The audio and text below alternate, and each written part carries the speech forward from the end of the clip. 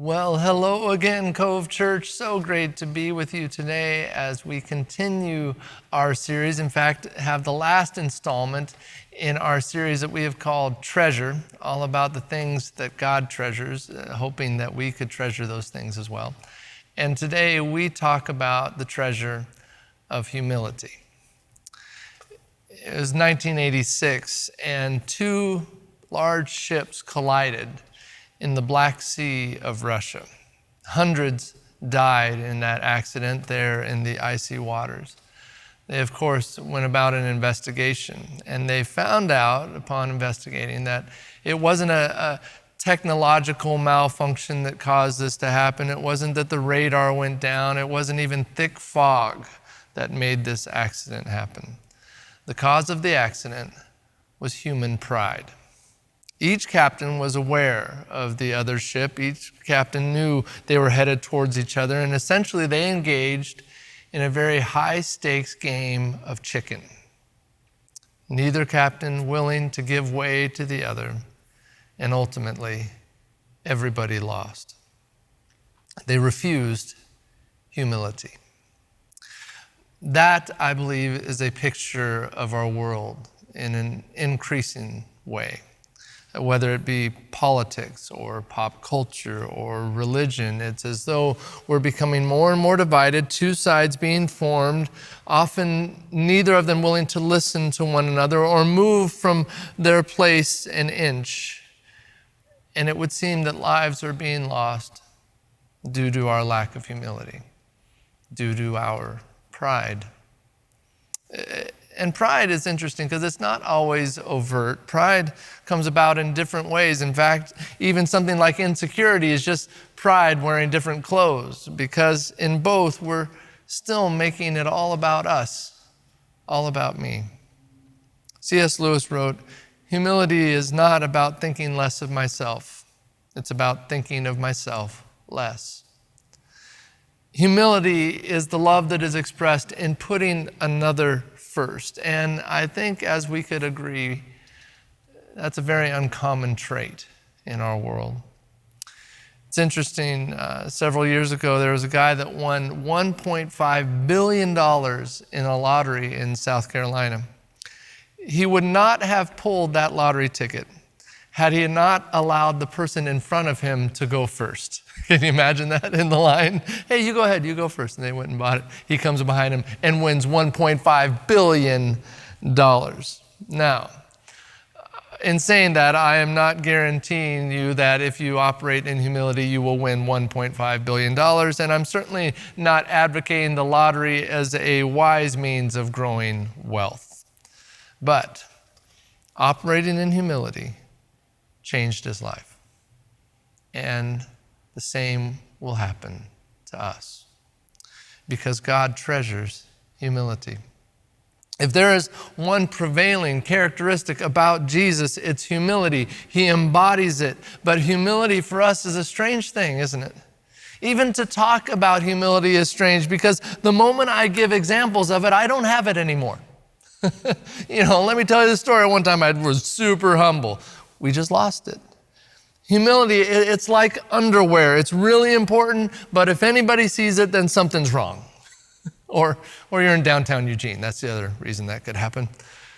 Humility is a unique treasure to God, and it is an essential treasure to God, because the whole of Scripture points to the Creator God who humbles himself to his creation, who treasured humility above all.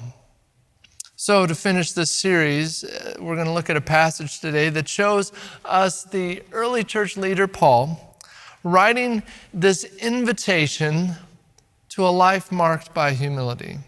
Because if there is anything that marks the life of Christ, it's that. And here's the first thing I point out. Humility reveals the culture of Christ. Philippians 2 is where we're going to be, starting verse 3, reading verse 3 and 4. In fact, let's read it together right where you are, in your living room, in your office, wherever you're watching this. Read it together. Big voices, go. Do nothing from selfish ambition or conceit, but in humility count others more significant than yourselves. Let each of you look not only to his own interests, but also to the interests of others. Paul is showing us that Christ came to establish a different kind of culture, saying, do nothing from selfish ambition. That is not our culture, because our culture is all selfish. It's always saying, I do everything from selfish ambition. All I do is what I want for me. All I'm about is what I want for me. That's our culture's way. And if you want to know if that's really the case, we get to look in our own hearts and see how that's reflected. Think of your response when someone else at your place of work gets Employee of the Month. Oh, gee, I probably should have got that. Or what happens when another in your workplace is promoted to a position that you were working hard in hopes that you would get that spot? Maybe you're on a team and you realize someone else plays your position better than you do. Are you in that moment saying, well, that's really great for my team will be better? Or are you saying, that's kind of bad for me, I probably won't get to play much? And maybe you're praying for just a small little injury for them so that you get a shot at that spot. This is where humility asks us to live completely opposite of culture, because our culture is built on selfishness.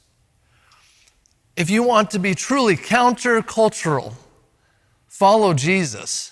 You will be. Because Jesus will say to us, put others above yourself. It's saying, I don't look to my interests, I look to yours. I don't look to my accolades, I look to yours. I don't look to my needs, I look to yours. In genuine humility, we're not even in the equation. It's Jesus and others that are. Where I desire the success of others even more than I desire the success of myself. And you have to ask the question, who lives that way? Who will do that? Well, here's why we would do that. It's because the corporate ladder of the kingdom goes down, not up. This is how God's kingdom works. Success is not found in how many people I lord over. It's found in how many people I serve under. This is how the kingdom works. Luke 14, Jesus speaks of places of honor at the wedding feast. And he tells the people, don't sit high up on the table in the best seats. In fact, start out sitting low and have them pull you up, ask you to sit in a better spot, instead of sitting high and having them have to tell you, hey, you actually got to sit at a worse seat. And I think the best example of this is there was a woman in Matthew chapter 15. She's a foreigner in that culture, not highly respected, not highly esteemed. But she comes to Jesus, he's at a table, and she asks Jesus to heal her daughter. And Jesus responds. At first, it sounds kind of mean, but I can almost see him saying this with a wink, It's like he's testing her. He says, well, I came for the children of Israel. I can't take their bread and give it to the dogs. That sounds kind of mean, right? But her reply is this, I think also with a smile. Yeah, but even the dogs get the scraps from the table. And what does Jesus say about that woman? He says, your faith is great. And her daughter was healed. Why was her faith great? Because her humility was great. She said, I don't even need a seat at the table. I'm just happy to be near the table. I'm just happy to be in the room. Yet in life, we spend so much time scrambling for position. I'll step over you. I'll step around you. I'll step on you to get ahead. And Jesus calls us to the exact opposite. Only those willing to make themselves last will ever be first. But see, we hear that and we don't trust that. We don't want to be left out. We don't want to be left alone. It happens early on in our lives, right? We want to have that friend group. We want to have that place to belong. In my high school growing up, there were 4 essential groups in the high school, 4 different groups. You had jocks, cowboys, preppies, and stoners. Those were the 4 groups. They were identified by their clothing. You could do it easily. It was Nike, Wrangler, Izod, and Aussie. Those were the clothes. It was a place to belong for every person. And even I find in life that even those that behave like outsiders, they still want a place where they can feel like an insider. I remember talking to a friend years ago, and at the time he had a really tall mohawk, painted blue, lots of piercings, which isn't that unusual now, but back then it was pretty edgy for how long ago this was. And I remember asking him, what is it about this look for you that is important? And he said, I just want to express my individuality. I just want to show the world this is who I am. I don't want to be boxed in. And I thought, that's just so great. And then I remember watching him as we left our conversation, and he went to be with his friends. And they all had blue mohawks and piercings, and they looked just like him. So much for individuality. I think it was much more about finding a place to belong. We go to a lot of effort to make sure we are not left out, that we're not left behind. But humility says, if you would put Jesus first, if you would put others first, you'll never be last. This is the promise of Christ. But often, we chase all of these other places trying to fit in, hoping to get a good seat at the table instead of trusting that if I would place Jesus first in my life, he will then place me where I'm most effective, where I'm made to be. And it's amazing because if I truly put Jesus first, what happens is I start to see people differently. I see them like Jesus sees them. I don't see people as a threat. I don't see people as a means to some end. I see them as a treasure. Perhaps, yes, a diamond in the rough, but still a treasure. That I can see God's work in people who do not yet even see God's work in themselves. It's the common grace in humanity. This is the heart that changes in me as I put Jesus first. It allows us to love every person simply because every person is an expression of the imago Dei, the image of God. This is how people are elevated.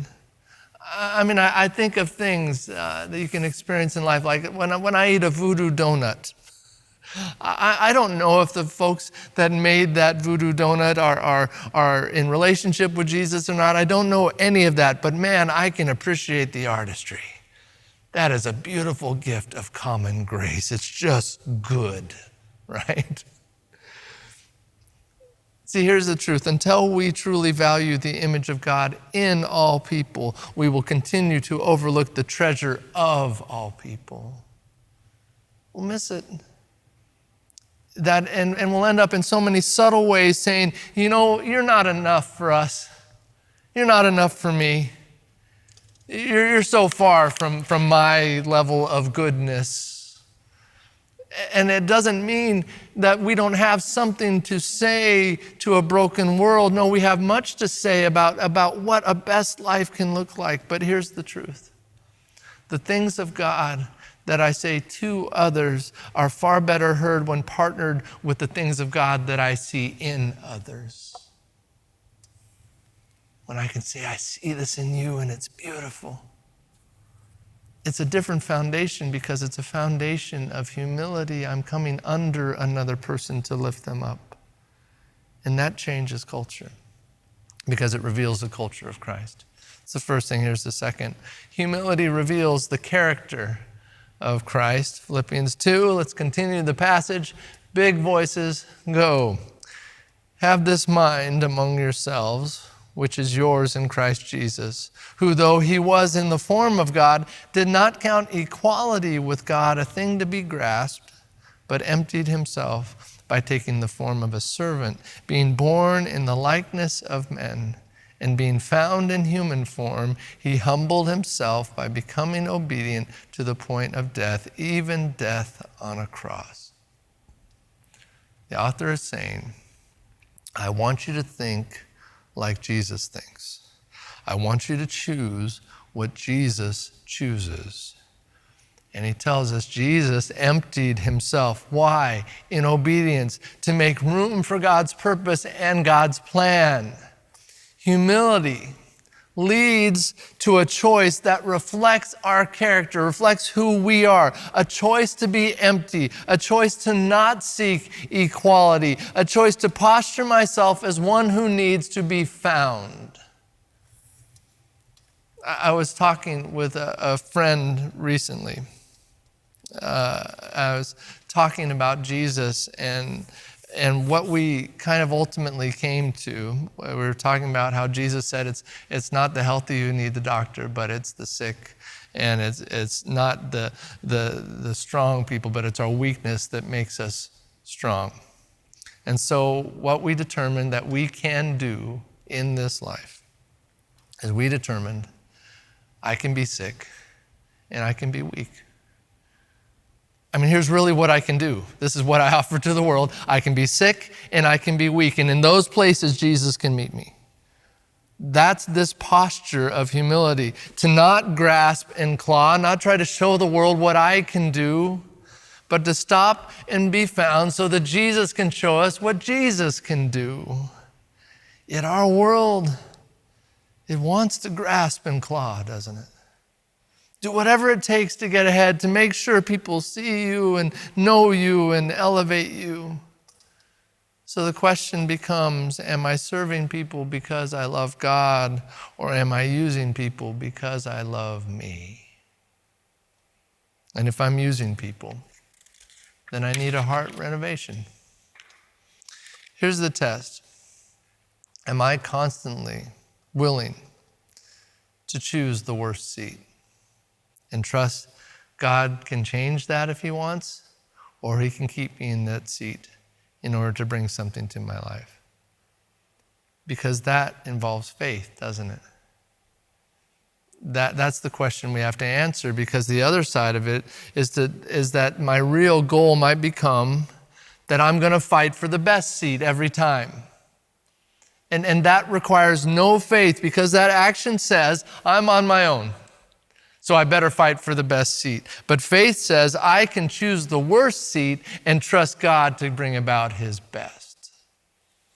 So if there is something we should be fighting over, it should be fighting over who gets the worst seat. Fighting over who gets the last place in line. Fighting over who gets to clean the toilets. That's what we should be fighting over. If you really want to see where you land on the humility scale, you don't have to look very much farther than your own living room and a tiny wand of power known as the remote control. Am I willing to sit and to watch that YouTuber talking about finding your fashion ideal when I'd rather watch fly fishing in New Zealand? Am I willing to let go? These are the tests. They are small, but they all point to the same truth, to the same place, and it's this. Humility tangibly expresses our understanding of grace.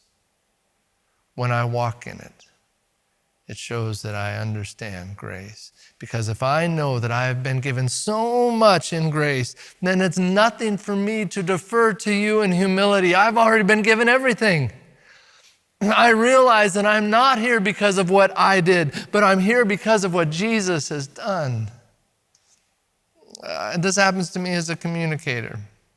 Sometimes people will come and they'll be talking about after a message or something. They'll say, man, when you said this, it really affected me, really had a great impact on me. And I'll be like, thanks. And as they walk away, I'll think about it and I'll realize I never said that. But they heard that. Why? Because God was speaking to them, right? I didn't say it, but God said it. When I know that that happens, and that happens fairly regularly, when that happens, it messes with any part of us that wants to be arrogant, because you realize that among the most significant things about expressing your calling is the stuff you don't even do. It's the stuff you cannot ever possibly take credit for. And that, friends, is the kingdom life. I just point. Oh, there's God. We just point. There's God. There's Jesus. He's right there. Look what God's doing. It's like a whale watcher. You know, you go on one of these whale watching adventures. No one goes out whale watching and they go to the captain and go, wow, that was so great when you made that whale jump out of the water right at the moment that we were going by it. That was so great that you made that whale do that. No one does that. No, what does the whale watcher do? The captain, all they do is point. There's a whale. Whale did it. There's a whale.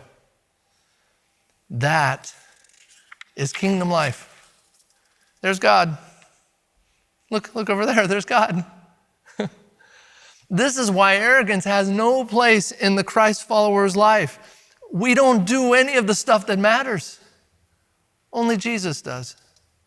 I mean, he uses us in our life, and our obedience moves and gives him a vehicle. But ultimately, the heart change, the eternal stuff, it's all done by God. So we don't have any room for arrogance. I love what Samuel Morse, the inventor of the telegraph, said after he was receiving all these honors for that invention.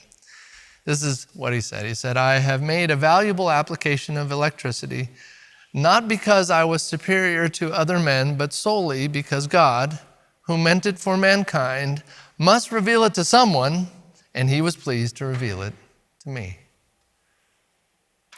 We don't win because we're winners. We win because Jesus won for us. So the only proper response is a heart of humility. This is the character of Christ. It is to make myself less. And as we walk in this character trait, we begin to see something happen. It's James 4:10. Humble yourselves before the Lord, and he will lift you up. If we do this, if we live like this, God can lift us. We can either choose to humble ourselves through the wisdom of God, or God can humble us through consequences.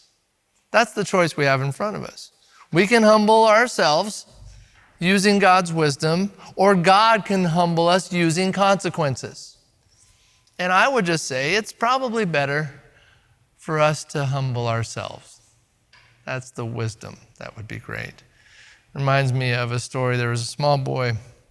It was bedtime, so he was sent to bed by his father. And 5 minutes later, after he was in bed, you hear him call out from down the hall, Dad! What, son? I'm thirsty. Can you bring me a glass of water? Dad says, no, son, you've had your chance. It's lights out. It's time for sleep. 5 minutes later, Dad, what? I'm thirsty. Could I please just have one glass of water? No, son, you can't. It's bedtime. And if you ask again, I'm going to have to go in there and give you a spanking. 5 minutes later, Dad, what? Dad, when you come in to give me a spanking, could you bring a glass of water? Same end, much more painful route. Wisdom is to choose humility rather than having humility chosen for us. Don't wait for God to do it. Humble yourself, because humility reveals the character of Christ. That's the second thing. Here's the last thing. Humility reveals the calling of Christ. Philippians 2, let's finish the passage. Go.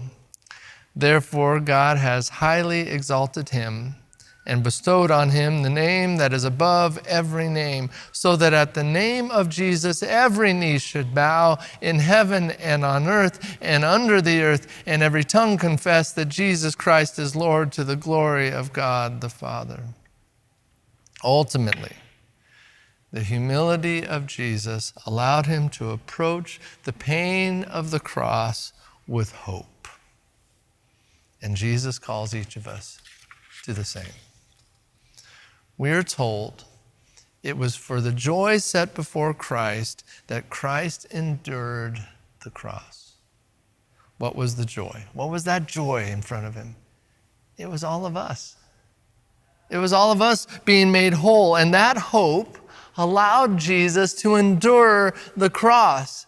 And it's that same hope that can allow us to endure the pain of this life. That's the hope we're called to. And because Jesus walked in great hope, the result was that Jesus experienced a great reward. We're told he was exalted, given the name that is above all names. Because of Christ's great humility, God was able to meet him with the greatest exaltation. Now, that was Christ's reward. Only Jesus will walk in that reward. But the principle for us is this: the farther down we go, the higher God can raise us. That's the principle. Because if I think I'm the only one fighting for me, I'm never going to choose humility. But if I know that the Lord of hosts goes before me, I can lay my life down knowing that in God's time and in God's way, I will be lifted up. James 4:10, humble yourselves before the Lord, and he will lift you up. Humility is not a personality trait. It's a kingdom trait. So those who treasure the kingdom, treasure it. I remember when the kids were younger, there was that season when trust falls were a big thing. And so we would be walking anywhere, in the house, out in a parking lot, down the street, and one of the kids immediately would just say, trust fall, and they'd immediately just start to fall. And we'd be like, and we'd be running and we'd catch them. And it always happened that we'd be close enough finally to catch them, but they wouldn't even give us any warning, just trust fall, oh, this is happening. And they were able to do that because they knew that when they fell, that we'd be there to catch them. This is the relational dynamic of humility, where I say, God, I'm choosing to trust your ability to raise me above my ability to raise myself. Humility is not just about making myself less, it's about allowing God to be more in my life. And this is what God calls us to walk in the hope that God's ways are higher. If that's going to happen, I must make my ways lower. It's that heart of humility that reveals the hope of Christ. I'll close with this sweet story. It's a favorite of mine. There's a little girl, and she saw in a dime store this fake pearl necklace. And she just thought that was amazing. So she did a bunch of chores around the house to allow her to save up enough money that she could buy this fake pearl necklace. So she did so, and she put on the pearls, and she wore them every day, all the time. Never took them off, wore them in the shower, wore them in the pool, never took them off, to the point where it started to discolor her neck because they were fake. So it was starting to turn her neck green, and it wasn't really a good thing. And her parents knew that, and they're trying to figure out how to help her with this. So what happened is her dad would come at bedtime and tuck her into bed, and he began to have an exchange with her that went something like this. He would say, sweetie, do you love me? And she'd say, yes, Dad, I love you so much. He'd say, well, you should give me your pearls. And she'd say, Dad, I love you, but I can't give you my pearls. You can have my baby doll if you want that, but I can't give you my pearls. And he'd say, oh, that's fine. You don't have to do that. I love you. Good night. The next night, same thing. Sweetie, do you love me? Oh, yes, Dad, I love you. Well, you should give me your pearls. Oh, no, Dad, I can't give you my pearls. I could give you my princess doll. You could have that. Oh, no, sweetie, you don't have to give me your princess doll. It's fine. Good night, I love you. Next night, same thing. Sweetie, do you love me? Oh, yes, Dad, I love you so much. Well, you should give me your pearls. Oh, no, Dad, I can't give you my pearls. No, I can't do that. I can give you my white horse figurine if you want that, but I can't give you my pearls. I said, no, that's fine. I love you. Good night. Several days later, after this happening every night, the father came into the room. It was different that night. Saw his daughter there, and she was just seated on the bed, and her lip was quivering, you could tell, and you could see one tear just pouring down her cheek. And knowing the question that she was going to ask her, that he was going to ask her, without a word, this little girl, she just lifted her hand, eyes closed, opened her hand to reveal that tiny little fake pearl necklace. And in that moment, and in almost one motion, the father reached out with one hand to take the dime store pearls and reached into his pocket and pulled out a blue velvet case that contained a strand of genuine pearls that he could replace into her hand, giving that gift to his daughter. He had them all the time. He was just waiting for her to let go in order to make room for something better. Are you tired in your life of grasping and clawing for so many different things? Whether it's fear that motivates that, or pride, or insecurity, it's this seeking for yourself because you're so afraid of what might happen if you stop looking out for you. Could it be that because of that, many of us are missing the best gifts of all? Humility is not gauged by what we are able to grasp, but by what we are willing to let go. So what do you need to let go of today? For it's in that letting go of self that we see our hearts transformed. And in that transformed heart, we can actually change our world. God treasures humility.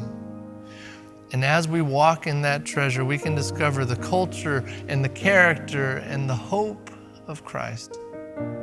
If we follow Jesus, we will follow him into humility, and it's in that laying down of our lives that we'll finally be able to experience what it's like when Jesus lifts us up. Let's pray.